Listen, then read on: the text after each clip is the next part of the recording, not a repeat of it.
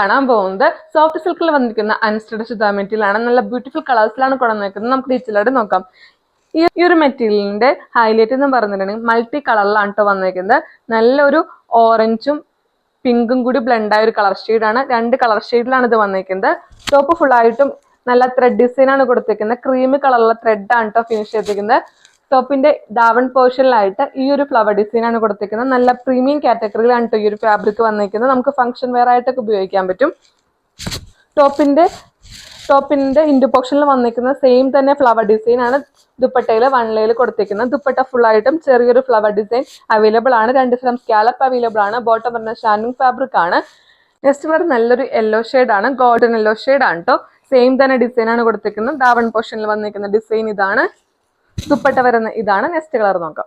Next colour നല്ലൊരു blue shade ആണ്. Same തന്നെ ഡീറ്റെയിൽ ആണ് വന്നിരിക്കുന്നത്. നെക്സ്റ്റ് കളർ നോക്കാം. നെക്സ്റ്റ് കളർ നല്ലൊരു പർപ്പിൾ ഷെയ്ഡ് ആണ്. നല്ല ഭംഗിയുള്ള കളർ ഷെയ്ഡ് ആണ് കേട്ടോ. ഇതിനകത്തും മൾട്ടി കളർ ഷെയ്ഡ് ആണ് കേട്ടോ വന്നിരിക്കുന്നത്. സോഫ്റ്റ് സിൽക്കിൽ വന്നിരിക്കുന്ന അൺസ്റ്റിച്ചഡ് മെറ്റീരിയൽ കാണിച്ചത് 4 കളേഴ്സിലാണ് നമ്മൾ ഒരു ഫാബ്രിക് അവൈലബിൾ ആക്കിയത്. നല്ല പ്രീമിയം കാറ്റഗറി മെറ്റീരിയൽ ആണ് കേട്ടോ. 8 ആണ് ഇതിന് റേറ്റ് വരുന്നത്. മിസ്സാക്കാതെ തന്നെ ഓർഡർ ചെയ്യുക. ഇതിനകത്ത് പാറ്റേൺ നിങ്ങൾക്ക് ഇഷ്ടപ്പെട്ടെങ്കിൽ ടാറ്റ DM ചെയ്യുക. Thank you.